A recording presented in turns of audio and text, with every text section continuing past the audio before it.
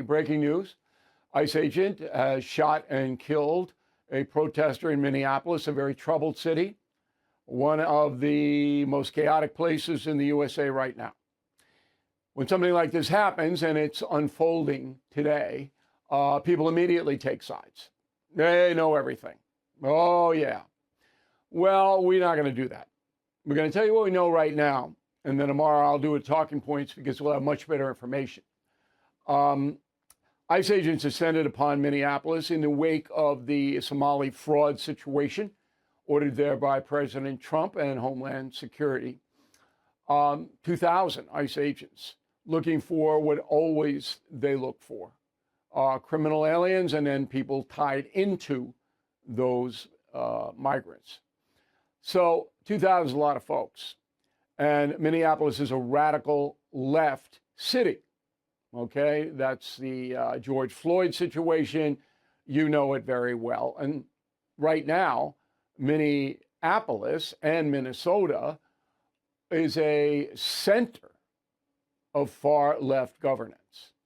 Okay, so I'll give you what I know, and then I'll give you my opinion on it, and then we'll get into some other stories, particularly Greenland.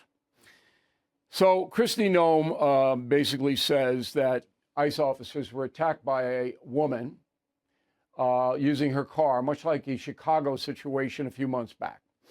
The city of Minneapolis, the mayor, Jacob Fry, and the police chief say no. The woman was fleeing. ICE shot her for no reason as she was driving her car away. All right, we have seen video that shows the bullet holes in the front of the car. That's all I'm going to say. That video may be distorted. Maybe we're reading it wrong. But tomorrow we will know who is not telling the truth. The Minneapolis mayor and police chief or Kristi Noem. We will know. Not a hard question. I'm not going to speculate. I'm not going to take sides. I suspect that the Minneapolis people will be in trouble, but I probably shouldn't even say that. Anyway. The whole thing is related to the defiance of the far left people in the state of Minnesota.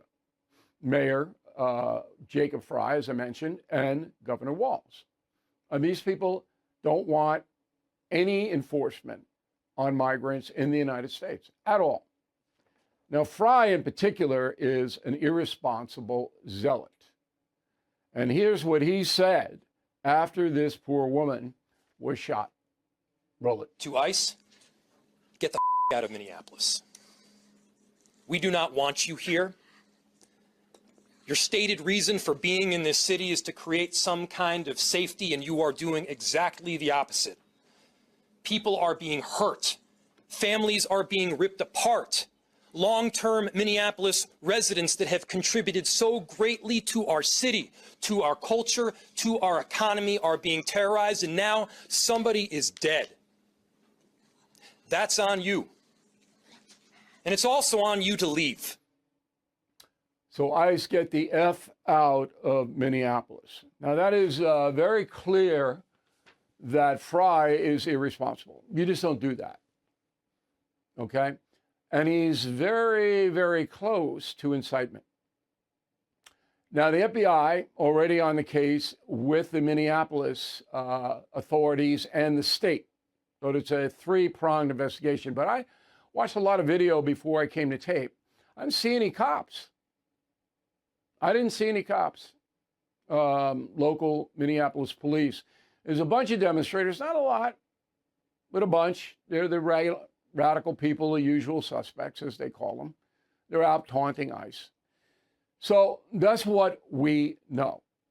Now, if I'm President Trump, I have FBI agents interview Mayor Fry.